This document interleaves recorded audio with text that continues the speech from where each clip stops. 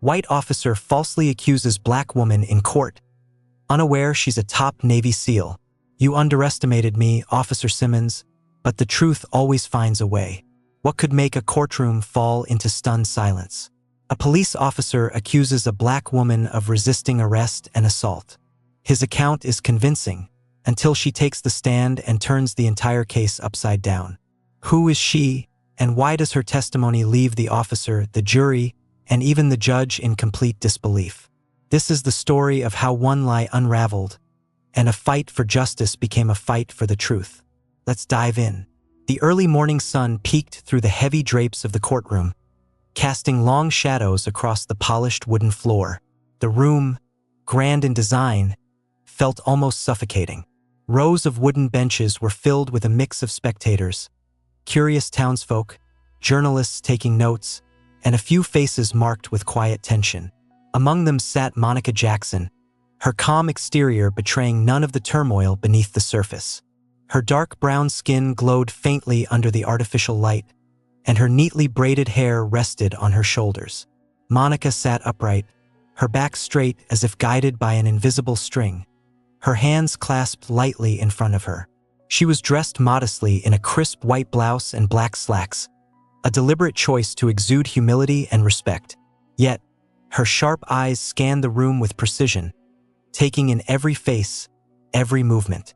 To the casual observer, she looked like any other defendant, but to those paying close attention, there was something unusual about her.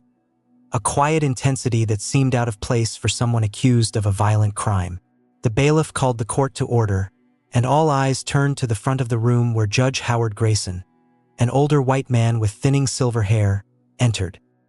He carried an air of authority, though his face betrayed a weariness born of years spent presiding over cases he'd rather forget. This one, however, seemed to spark a hint of interest in him. Perhaps it was the presence of Officer Bradley Simmons, sitting smugly at the plaintiff's table, or the murmurings of a case that had already captured the attention of local news outlets. State versus Monica Jackson, the bailiff announced, his voice echoing off the high ceilings. Monica rose, her movements deliberate and controlled, and faced the judge. The whispers in the room grew louder as people craned their necks for a better view. Officer Simmons leaned back in his chair, his expression one of confidence, almost amusement. Dressed sharply in his police uniform, the officer exuded the kind of arrogance that came from years of unquestioned authority. Monica's lawyer, Benjamin Carter, a young black attorney fresh out of law school, shuffled nervously through his notes. He glanced at Monica, hoping to find reassurance in her face, but she didn't return the look. Her eyes remained fixed on the judge, her expression unreadable. Carter took a deep breath and stood. "Your Honor," he began, his voice wavering slightly. "We are prepared to proceed." The judge nodded, his gaze shifting to Simmons. "Officer Simmons, you may take the stand." The officer rose, every movement exaggerated as if he were performing for an unseen audience. He adjusted his uniform before making his way to the witness stand, pausing briefly to glance at Monica. His smirk was faint but unmistakable, a predator sure of his prey. As he took the oath, Monica studied him, observing the way his fingers fidgeted slightly, the subtle shift in his posture as he sat down. These were details most would overlook, but Monica cataloged them with the precision of someone trained to read body language. She didn't flinch. She didn't move as Simmons began to speak. "On the evening in question," Simmons began, his voice steady and loud enough to carry across the room, "I was responding to a disturbance call near the east side of town. I encountered the defendant, Miss Jackson, loitering outside a closed business. There were murmurs in the courtroom. Loitering was often used as a catch-all accusation, especially against people of color." Simmons pressed on, seemingly unfazed. "When I approached her and asked what she was doing there, she immediately became hostile," he continued, his tone taking on a theatrical quality. "She refused to identify herself, raised her voice, and when I attempted to de-escalate the situation, she physically assaulted me." Gasps rippled through the courtroom. Monica remained still, her face a mask of calm. Simmons shifted in his seat, feigning a pained expression. She hit me in the chest and attempted to reach for my service weapon. At that point, I had no choice but to restrain her. From the back of the room, a woman's voice muttered, "Sounds like a lie." Heads turned, but the judge quickly called for order. "Thank you, Officer Simmons," Judge Grayson said in a neutral tone. "You may step down." Monica's lawyer rose, visibly nervous. "Your Honor, before we continue, I'd like to ask the court to consider." "Save it for your cross-examination, Mr. Carter," the judge interrupted. "Let's move on." Monica exhaled softly, her patience being tested, but she didn't let it show. She leaned slightly toward Carter, whispering, "Stay calm. Focus on the facts." Carter nodded, though he looked far from reassured.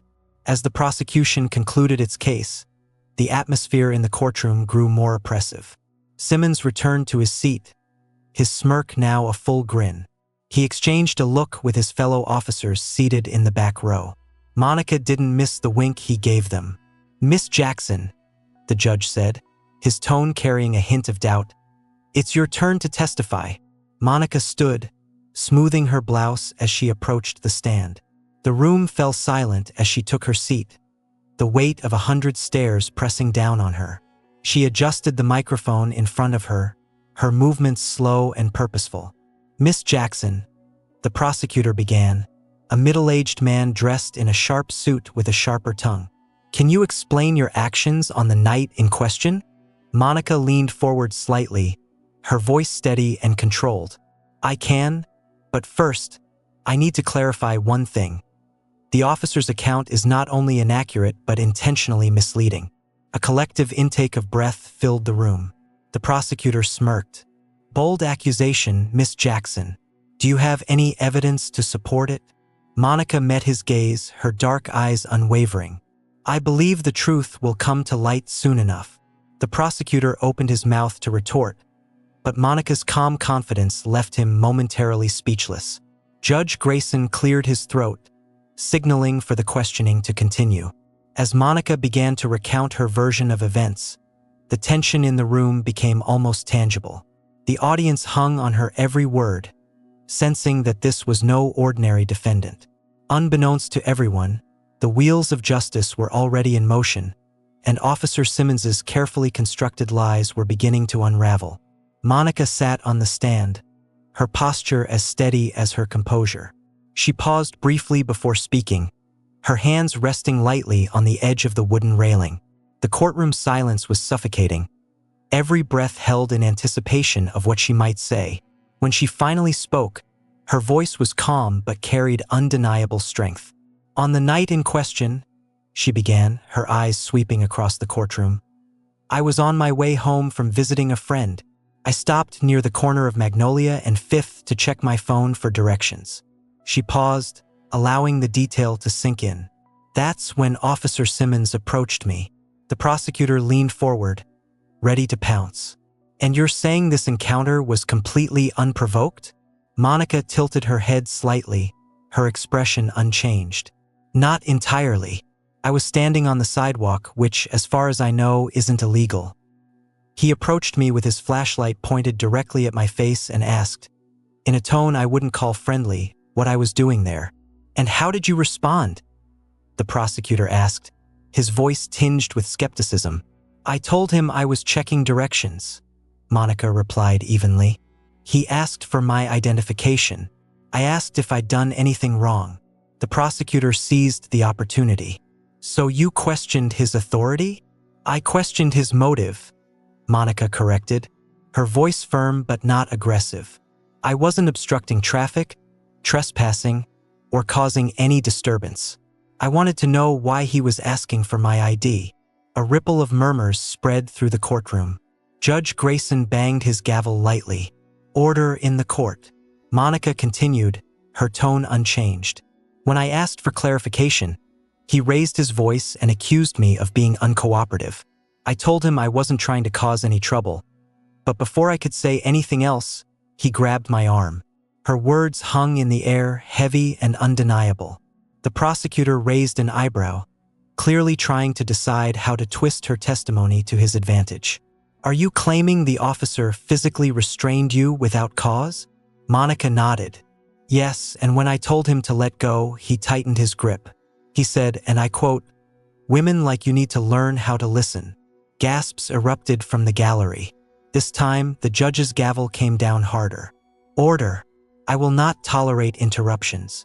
The prosecutor forced a smile. Miss Jackson, that's a serious allegation. Do you have any proof of this statement? Monica looked directly at him, her gaze unflinching. No, because the body camera he was wearing conveniently malfunctioned. Isn't that right, Officer Simmons? All eyes turned to Simmons, who shifted uncomfortably in his seat. His confident smirk had faded, replaced by a slight clenching of his jaw. The prosecutor cleared his throat. Let's focus on the facts, Miss Jackson. You claim the officer restrained you. What happened next? Monica folded her hands in her lap, her voice steady despite the weight of the moment. I told him I didn't consent to being touched and asked him to let me go. He didn't. Instead, he accused me of resisting arrest, even though I hadn't moved. When I tried to pull my arm away, he slammed me against the patrol car. Her words hit like a punch to the gut for everyone listening. A few people in the audience whispered to one another, their faces a mixture of disbelief and anger. The tension in the room was thick, and even the judge seemed momentarily taken aback. And after that? The prosecutor pressed, his tone more subdued now. Monica's gaze didn't waver.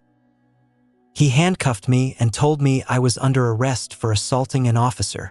The prosecutor leaned back, trying to regain control of the narrative.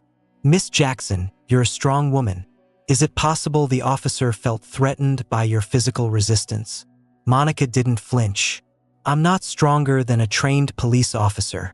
And let's be clear, I didn't resist until he violated my rights. The prosecutor opened his mouth to respond, but before he could, Monica added, I also didn't reach for his weapon, despite his claims. That was a fabrication to justify his use of force. The room seemed to freeze. Simmons shifted again, visibly uneasy. The prosecutor's face darkened as he struggled to maintain his composure. Miss Jackson, he said, his voice tight, you're asking this court to believe that Officer Simmons, a decorated member of the force, fabricated an entire incident. Do you have anything to support your version of events? Monica smiled faintly, a subtle but powerful shift in her demeanor. The truth always has a way of revealing itself, counselor. You'll see soon enough. The judge leaned forward. Miss Jackson, are you implying there is evidence the court has not yet seen? Monica's lawyer, Benjamin Carter, stood quickly. Your Honor, we intend to submit additional evidence during the proceedings. The prosecutor scoffed. More stalling tactics. Your Honor, if the defense had anything substantial, they would have presented it already. Monica turned to face the judge. Your Honor, the truth takes time, but I promise you this. When it comes out, it will be undeniable. The judge studied her for a moment, his expression unreadable. Finally, he nodded. Very well, we'll adjourn for today. Court will reconvene tomorrow at 9 a.m. As the gavel came down, the courtroom erupted into whispers. Monica rose from the stand, her movements calm and deliberate. She walked past Officer Simmons, who avoided her gaze, and joined her lawyer at the defense table. Are you sure about this? Carter whispered, his voice filled with doubt. Monica placed a hand on his arm, her grip steady and reassuring. Trust me, Ben. Tomorrow, the truth will speak louder than anything Simmons could ever say. As she walked out of the courtroom, the murmurs of the crowd followed her. A mix of curiosity and speculation. Outside, the sun was setting, casting the town in a warm, golden glow. Monica paused on the courthouse steps, her eyes scanning the horizon. The fight was far from over, but she was ready. She had always been ready. The courthouse emptied slowly, the day's tension still clinging to the air like a heavy fog. Monica stood at the edge of the courthouse steps, her silhouette framed against the orange hues of the setting sun. The hum of conversation and the shuffle of feet surrounded her, but she tuned it all out, her focus inward. She had faced tougher battles before, ones where survival wasn't guaranteed. But there was something uniquely suffocating about fighting in a courtroom where the truth could be buried under lies.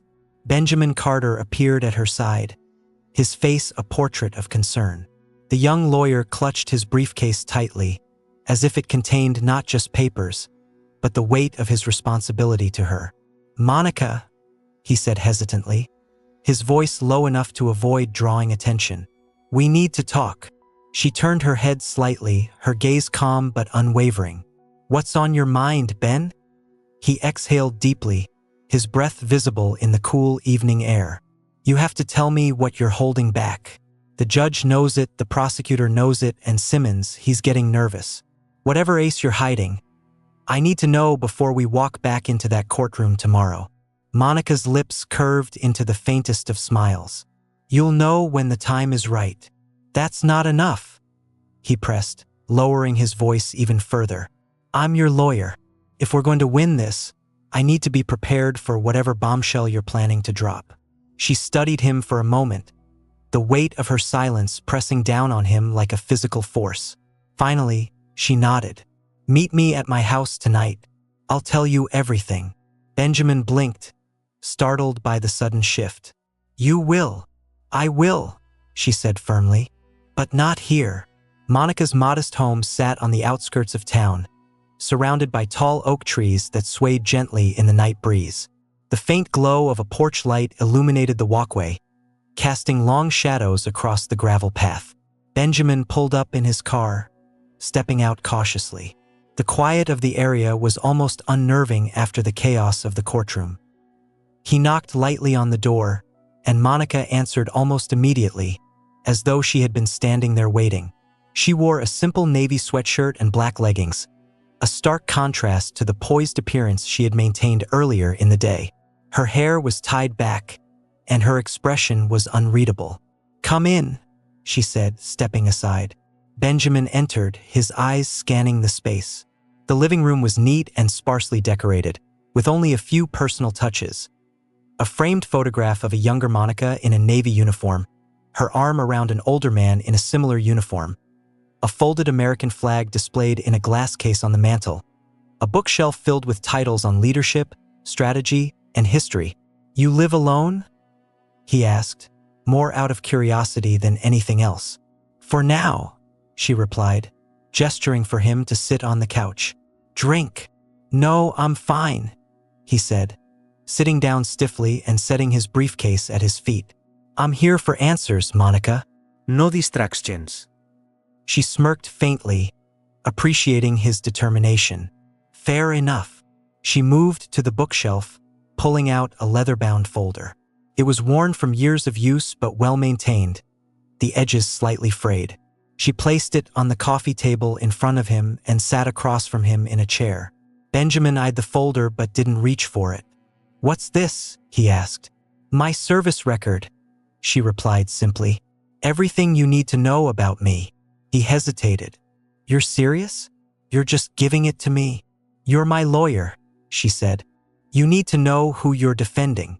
Benjamin opened the folder carefully, his fingers brushing against the pages.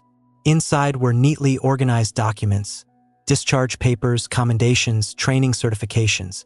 His eyes widened as he scanned the contents.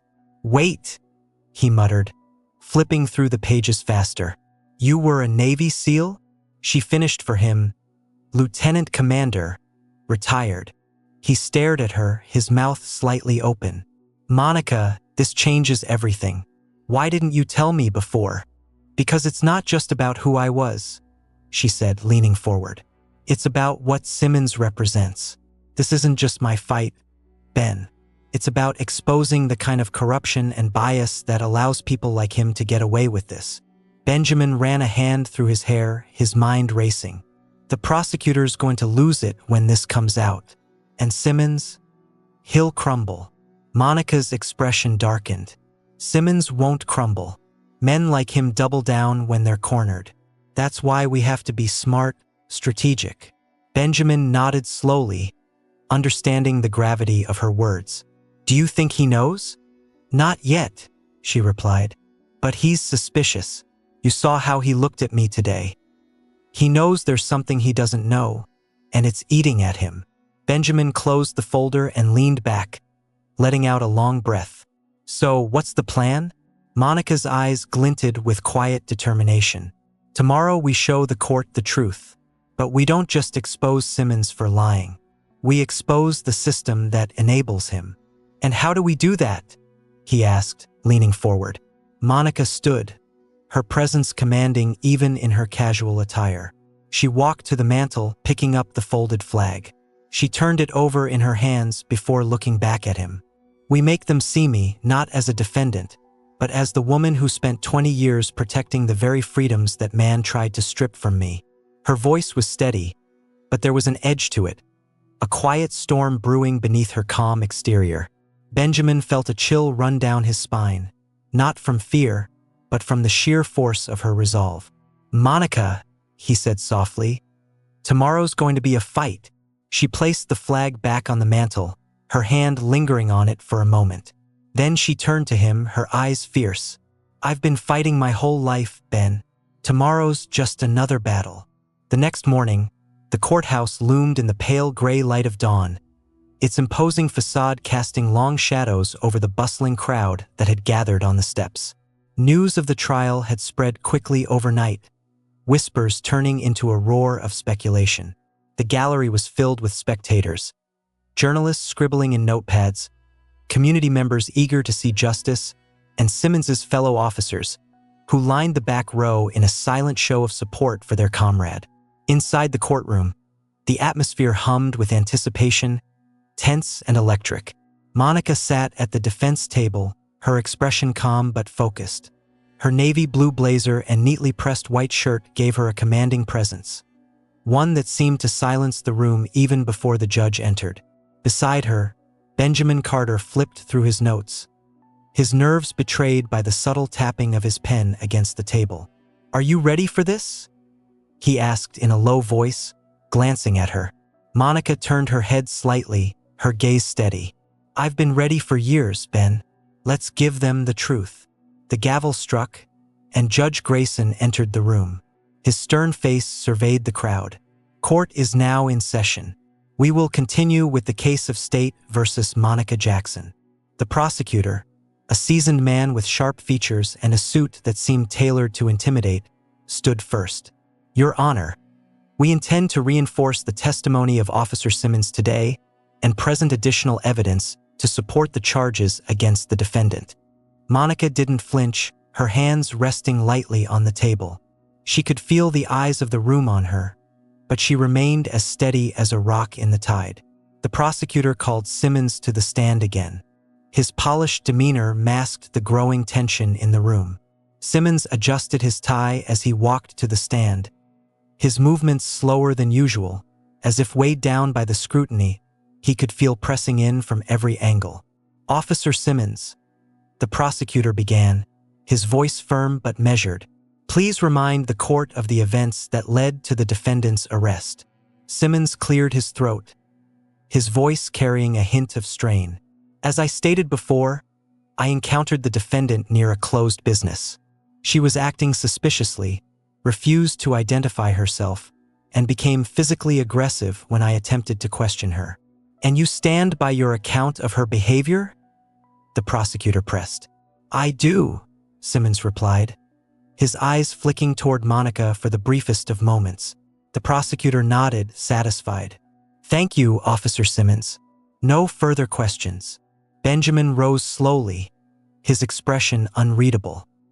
He adjusted his tie and approached the stand with deliberate steps, each one echoing in the silent courtroom. In the courtroom, Officer Simmons sat stiffly. Benjamin began, his voice calm but carrying a sharpness that made Simmons shift slightly in his seat. "You testified that my client became aggressive and attempted to grab your weapon. Is that correct?" "That's correct," Simmons replied, his voice steady, though his posture remained tense. "And yet," Benjamin continued, "you also stated that your body camera malfunctioned during the incident. Convenient, wouldn't you say?" Simmons' jaw tightened. "It was an unfortunate coincidence. Equipment malfunctions happen." "Of course they do," Benjamin said, nodding slightly. But you've been on the force for, what, 10 years? How often has your body camera malfunctioned during an arrest? Simmons hesitated, his eyes narrowing. Not often, but it happened this time. Benjamin pressed further. During an arrest where you claimed the defendant acted so aggressively that you feared for your safety? Yes, Simmons replied, his voice growing firmer. Benjamin turned, pacing slowly in front of the jury. And is it also a coincidence, Officer Simmons, that a bystander in the area captured part of this encounter on their phone? The courtroom erupted into murmurs. The gallery leaned forward, eager to witness the evidence. Judge Grayson struck his gavel, demanding order. Mr. Carter, the judge said sharply, if you have evidence, present it. Benjamin returned to the defense table, retrieving a USB drive. Your Honor, the defense submits video evidence recorded by a bystander during the arrest. The prosecutor jumped to his feet. Your Honor, this is highly irregular. The defense should have submitted this earlier. Sit down, Judge Grayson interrupted, his tone brooking no argument. Let's see the footage. The bailiff took the drive and inserted it into the courtroom's media system. The screen flickered to life, and the room fell into a heavy silence. The footage was shaky, the angle partially obscured by the frame of a car window, but the audio was clear. Simmons' voice rang out, sharp and commanding. Don't make this harder than it needs to be, he said, his hand gripping Monica's arm. Her voice followed, calm but firm. I'm not resisting. Let go of my arm. The crowd watched, riveted, as Simmons shoved Monica against the patrol car. His words were clear now, sharp, biting, and unmistakable. Women like you don't get to question me. The courtroom erupted again, louder this time. Judge Grayson banged his gavel repeatedly, frustration evident on his face. Order. I will have order in this court. The courtroom slowly emptied for recess, but the tension lingered like a storm waiting to break. Monica sat silently at the defense table, her calm demeanor unshaken by the chaos the video evidence had unleashed. Beside her, Benjamin paced, his hands moving in erratic gestures as he muttered under his breath. This is huge, Monica, he said finally, stopping to face her. That footage just tore his testimony apart. Monica folded her hands neatly on the table, her gaze steady. It's a crack in the wall, Ben, but walls don't fall with cracks alone. We need more. Benjamin exhaled sharply, leaning on the table. What's the next move? We've got the video and you've got your service record. We could bury Simmons with this. She looked at him, her expression softening just slightly. It's not just about burying Simmons. It's about exposing the truth. If we rush, we risk losing control of the narrative. Timing is everything.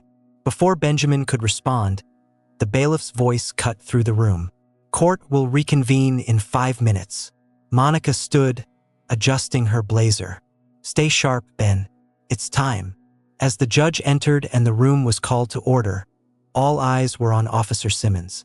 The confident smirk he had worn earlier was gone, replaced by a tight-lipped expression and darting eyes that betrayed his growing unease. His fellow officers in the back row exchanged uncertain glances, their silent support now tinged with doubt. Judge Grayson's voice broke through the tension. Mr. Carter, do you have additional evidence to present? Benjamin rose, his movements deliberate and composed. Yes, Your Honor. The defense would like to call the defendant, Monica Jackson, to the stand. The room buzzed with renewed interest. Monica stood, her steps measured as she approached the witness stand. She didn't rush or falter. Her presence alone seemed to command the room's attention. And when she sat, her posture was as straight as a soldier at attention. Miss Jackson, Benjamin began, his tone steady. You've heard the accusations against you, resisting arrest, assaulting an officer, attempting to seize a weapon. Are these accusations true? No, they are not, Monica replied firmly, her voice carrying across the room. Benjamin nodded. Then let's talk about what really happened that night. In your own words, tell the court how your encounter with Officer Simmons unfolded. Monica took a slow breath. Her gaze swept across the room before settling on Benjamin.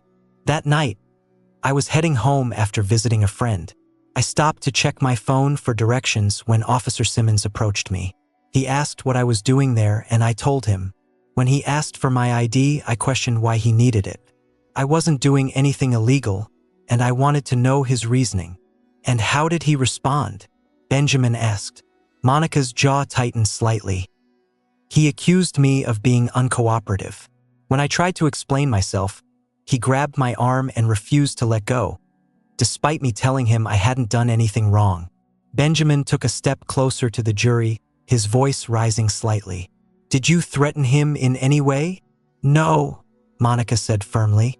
I told him to let go of my arm. When I tried to pull away, he shoved me against the patrol car and handcuffed me. He then accused me of reaching for his weapon, which is a complete fabrication. The gallery murmured once more, but Monica wasn't finished. His actions weren't about law enforcement, she continued, her voice steady yet charged with emotion. They were about control, about asserting power over someone he assumed couldn't fight back. Benjamin paused, letting her words settle in the air. Miss Jackson, there's been a lot of speculation about your background. The prosecution has painted you as an ordinary civilian who suddenly turned violent.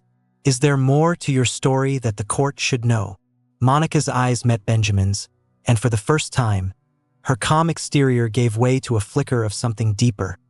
Resolve, strength, and perhaps a hint of anger. Yes, she said, her voice carrying the weight of decades of experience. There is more. The room held its collective breath as Monica leaned forward slightly, her hands resting on the edge of the stand. I am Lieutenant Commander Monica Jackson, retired Navy SEAL, she announced, her voice slicing through the silence like a blade. I served my country for 20 years, including in some of the most dangerous combat zones in the world.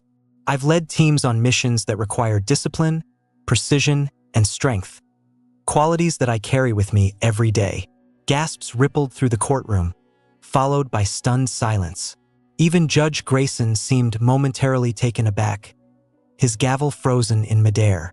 Simmons' face turned pale, his jaw tightening as if physically restraining his reaction. Benjamin stepped forward, his voice rising. Miss Jackson, as a Navy SEAL, you were trained to handle high-pressure situations. Did you use any of that training during your encounter with Officer Simmons? Yes, Monica said without hesitation. I used it to stay calm, to de-escalate the situation, and to protect myself from harm without resorting to violence. And did you, at any point, attempt to harm Officer Simmons or reach for his weapon? Benjamin asked. No, Monica said firmly. My training taught me how to assess threats and respond appropriately. Simmons wasn't a threat to my safety. He was a threat to my dignity, and I refused to let him strip me of that. The courtroom erupted once more, louder this time, as the weight of Monica's words settled over the room. The judge banged his gavel repeatedly, his face a mix of frustration and awe. Order. I will have order in this court. When the noise subsided, Benjamin turned to the jury, his voice steady but filled with conviction. Ladies and gentlemen of the jury, you've heard Officer Simmons' version of events, and now you've heard the truth from a woman who has spent her life defending this country. The question you need to ask yourselves is simple. Who do you believe? The prosecutor remained seated, his face pale and his eyes fixed on the table in front of him. Simmons stared straight ahead, his hands clenched tightly on the arms of his chair. As Monica stepped down from the stand, the weight of her testimony lingered in the room. She returned to her seat, her head held high, and leaned toward Benjamin. Now, she said softly, let's see how long that wall holds. The tension in the courtroom was almost suffocating. Officer Bradley Simmons sat at the plaintiff's table, his face pale and glistening with a sheen of sweat. The composure he had carried into the courtroom earlier was gone, replaced by the faint tremble in his hands as he gripped the edge of the table. His fellow officers, who had been a silent wall of support in the back row, exchanged uneasy glances. They had come to see justice served, or so they thought, but now doubts were creeping into their minds like unwelcome shadows. The judge, his usually stoic face showing hints of weariness, looked over the room before turning to Simmons' lawyer. Mr. Avery, does the prosecution wish to proceed with redirect, or do you need a moment to reconsider your strategy? The prosecutor, Richard Avery, rose stiffly from his seat, his carefully curated demeanor showing the first signs of a crack. He adjusted his tie, as if tightening a noose, and stepped toward the witness stand. His voice, usually sharp and commanding, carried a faint edge of desperation.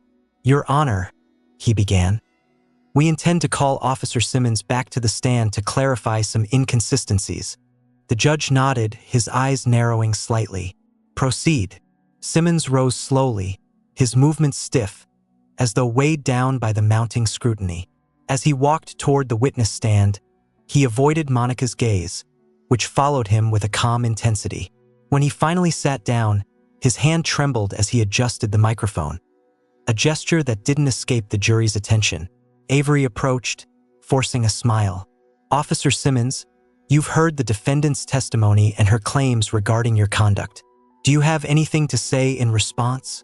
Simmons cleared his throat, his voice shaky but determined. "Yes, her account of the incident is exaggerated. I acted within the scope of my duties." Avery nodded encouragingly. "And the video evidence presented earlier, how do you explain what the court saw?" Simmons hesitated, his eyes darting toward the jury before returning to Avery. "The video doesn't show everything. It's incomplete. It doesn't capture the context of her behavior leading up to that moment." "And what context would that be?" Avery pressed, his tone tightening. "She was defiant," Simmons said, his voice rising as if trying to regain some control. "She refused to cooperate and challenged my authority. I had to act decisively to maintain order." Monica watched him with an almost pitying expression, her hands folded neatly on the table before her. Benjamin leaned toward her and whispered, "He's unraveling." She gave a small nod but said nothing, her focus unwavering. Avery continued, his voice growing more insistent. "So you stand by your claim that the defendant attempted to reach for your weapon?" "Yes," Simmons said, though the word came out weaker than he intended. "She made a sudden movement toward my side. I had to protect myself." Benjamin shot to his feet. "Your Honor, permission to cross-examine?" Judge Grayson nodded curtly. "Granted." Benjamin approached the stand slowly, his movements deliberate. He stopped just a few feet from Simmons, his presence looming without being overbearing. He let the silence linger for a moment, forcing Simmons to meet his gaze. "Officer Simmons," Benjamin began, his tone calm but edged with steel, "you've testified multiple times that my client reached for your weapon. Is that correct?" "Yes," Simmons replied, though his voice lacked its earlier conviction. "And yet," Benjamin continued, "you provided no physical evidence to support this claim. No fingerprints on your holster, no corroborating testimony, just your word." Simmons' jaw tightened. "I know what I saw." Benjamin nodded slowly as though considering the statement. "You know what you saw," he repeated. "But the court has seen something else. Video evidence that contradicts your account. Evidence that shows my client was calm and cooperative until you escalated the situation." "The video doesn't tell the whole story," Simmons said, his voice rising. "It's taken out of context." Benjamin tilted his head slightly. "Out of context? Let's talk about context." He then turned to the jury, his voice growing louder. "This is a man who approached a law-abiding citizen, demanded her identification without cause, and when questioned, resorted to force. A man who then lied under oath to cover his actions." The prosecutor objected, but the judge overruled him, motioning for Benjamin to continue. Benjamin turned back to Simmons, his voice dropping to a cold, quiet tone. "Officer Simmons, you accused a decorated Navy SEAL, a woman who has served this country with honor, of being a threat. Tell me, does it embarrass you to know that the person you tried to intimidate has faced dangers you couldn't begin to imagine?" Simmons flinched, his composure slipping further. "That's irrelevant. She wasn't acting like a Navy SEAL that night. And you weren't acting like a police officer." Benjamin shot back, his voice sharp. You were acting like a bully who thought he could get away with abusing his authority. But you didn't count on her standing up to you, did you?" The room fell deathly silent, the weight of Benjamin's words pressing down on everyone present. Simmons opened his mouth to respond, but no words came out. Benjamin turned to the judge.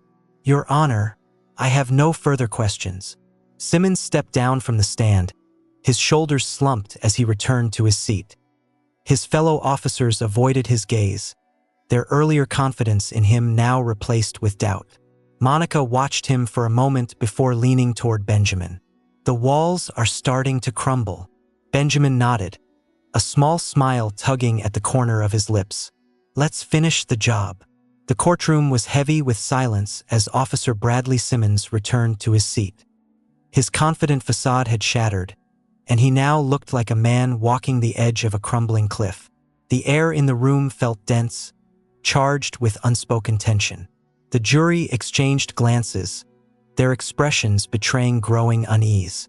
Even the judge, typically stoic and detached, leaned forward slightly, as though sensing the tide turning in ways even he hadn't anticipated. At the defense table, Monica sat unmoving, her composure a stark contrast to Simmons' unraveling. Her calm presence had begun to feel almost imposing, a quiet strength that filled the room more effectively than any words could. Benjamin Carter flipped through his notes one last time, his jaw tightening in determination. This was no longer just a case to him, it had become a reckoning. Judge Grayson cleared his throat, breaking the tense silence. "Mr. Carter," he said, his voice carrying a note of caution, "the defense may proceed." Benjamin stood, buttoning his jacket before addressing the court. "Your Honor, the defense has one final piece of evidence to present. Evidence that will leave no doubt as to what truly transpired the night of my client's arrest." The gallery buzzed with whispers as spectators craned their necks, eager to see what would come next. Simmons shifted uncomfortably in his seat, his knuckles white as he gripped the table. The prosecutor, Richard Avery, visibly tensed, his earlier confidence replaced with wary suspicion. Monica remained still, her gaze unwavering as Benjamin retrieved a file from his briefcase. He held it up for the jury to see. "Ladies and gentlemen of the jury," he began, his voice steady but firm, "what you've heard in this courtroom over the past few days is a tale of two stories. Officer Simmons would have you believe that my client, a woman with no prior criminal record and a career dedicated to serving her country, suddenly became violent and aggressive for no reason. But the truth is much simpler and far more troubling." He opened the file and pulled out a series of documents.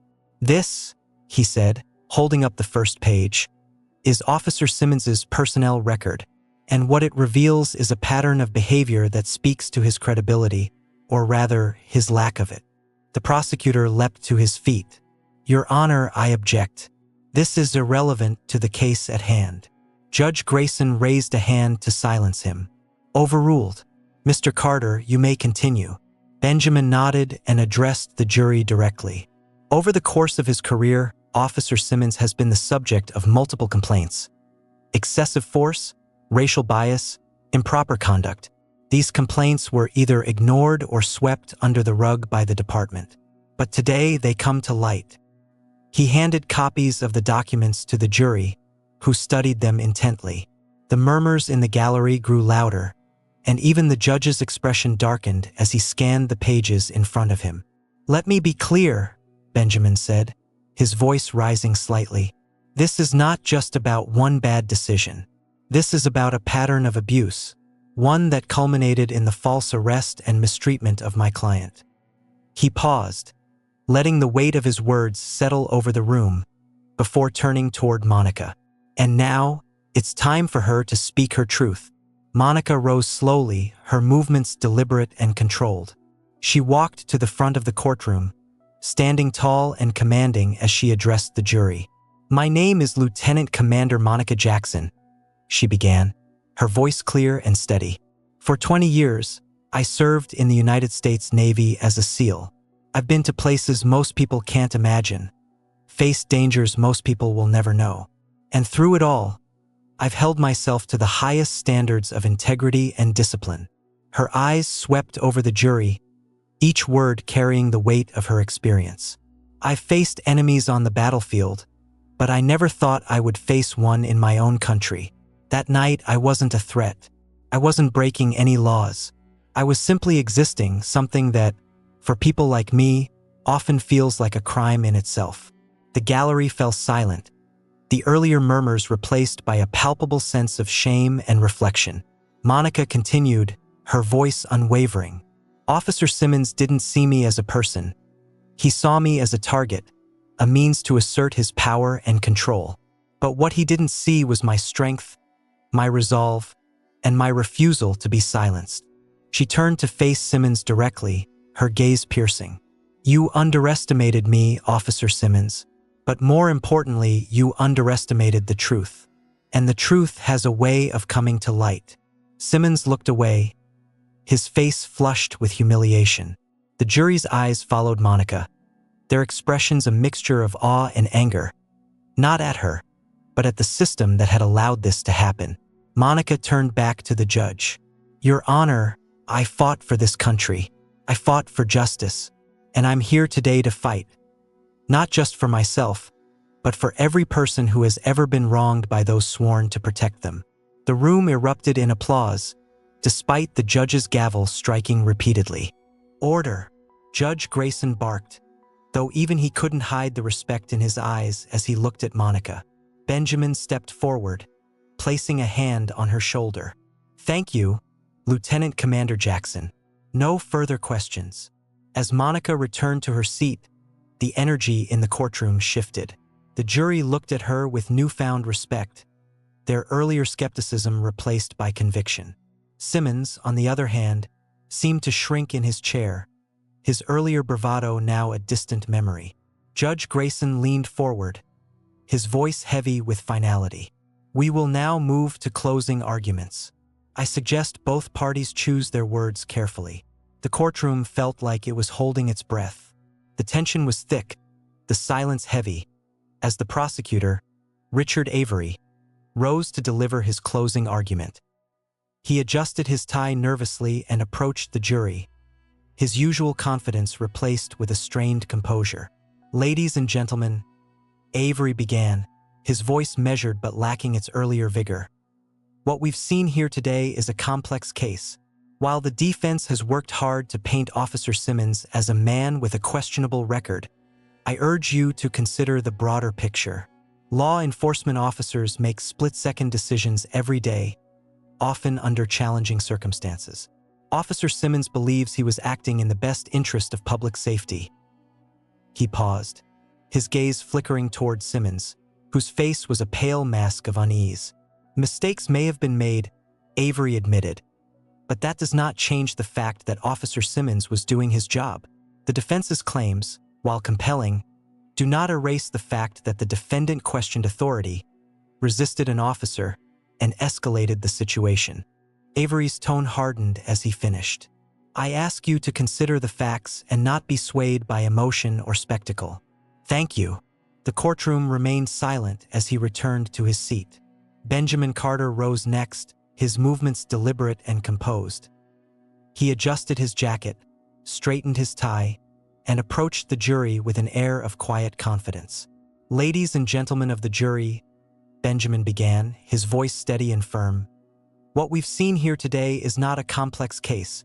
It is, in fact, painfully simple. My client, Lieutenant Commander Monica Jackson, a decorated Navy SEAL and an American hero, was profiled, mistreated, and lied about by a man who abused his power." He turned, gesturing toward Monica, who sat with her back straight, her hands resting lightly on the table. Monica Jackson did not resist arrest. She did not threaten Officer Simmons. What she did was ask a question, a simple, reasonable question: why? And for that, she was thrown against a car, handcuffed, and humiliated. Benjamin's voice rose, his passion filling the room. "This isn't just about Monica Jackson. It's about accountability. It's about ensuring that those who wear a badge and swear an oath to protect and serve are held to the highest standards of integrity. Because when they fail to do so, the entire system fails." He took a step closer to the jury, lowering his voice for emphasis. Today, you have the power to send a message that no one, not even an officer of the law, is above accountability. That justice is not just a word we say, but a principle we uphold. I trust you to make the right decision. Benjamin returned to his seat, and the courtroom fell into a heavy silence as Judge Grayson gave his instructions to the jury. Then they were dismissed to deliberate. The hours felt like days. Monica sat in the courthouse hallway, her hands clasped tightly in her lap. Benjamin paced back and forth, his brow furrowed in thought. The low hum of conversation from nearby spectators and reporters filled the space, but Monica tuned it all out. "Do you think they'll see the truth?" Benjamin asked, breaking the silence. Monica looked up at him, her expression calm but resolute. "They don't need to see it, Ben. They need to feel it. The truth has a way of making itself known." Benjamin nodded, though his nerves were evident. Before either of them could say more, the bailiff appeared in the doorway. "The jury has reached a verdict." The courtroom was packed as everyone filed back in. The tension was almost unbearable. Monica stood beside Benjamin at the defense table, her face an unreadable mask. Across the room, Simmons sat stiffly, his eyes fixed on the jury box. The foreperson of the jury, a middle-aged woman with kind eyes and a serious expression, stood as the judge addressed her. "Has the jury reached a verdict?" "Yes, Your Honor," she replied, her voice steady. The judge nodded. "Please read the verdict." The foreperson unfolded a piece of paper and began. "In the case of State versus Monica Jackson, we find the defendant not guilty on all charges." A wave of emotion rippled through the room. Gasps, murmurs, and even a few quiet cheers broke out before the judge's gavel brought order. Monica exhaled softly, her shoulders relaxing for the first time in days. Benjamin placed a hand on her shoulder, a smile breaking through his otherwise professional demeanor. The foreperson continued. "Furthermore, we, the jury, strongly recommend that an investigation into Officer Simmons' conduct be pursued." The judge nodded gravely. "The court will take this recommendation under advisement. Officer Simmons, I suggest you retain counsel. This matter is far from over." Outside the courthouse, the media swarmed, cameras flashing and microphones thrust forward. But Monica stood tall, her presence commanding as she addressed the crowd. "This isn't just my victory," she said, her voice steady but filled with conviction. "This is a victory for accountability, for justice, and for everyone who has ever been silenced by those in power. I didn't fight this battle alone, and I won't stop fighting for others." Benjamin stood beside her, watching with a mixture of pride and admiration. The crowd erupted in applause as Monica turned and walked away, leaving the cameras behind. Months later, Officer Simmons was dismissed from the police force and faced criminal charges for perjury and misconduct. His fellow officers, once loyal to him, distanced themselves as the investigation uncovered more of his abuses. Monica returned to her quiet life, but her name became a symbol of resilience and justice. She was invited to speak at events, her story inspiring others to stand up against injustice.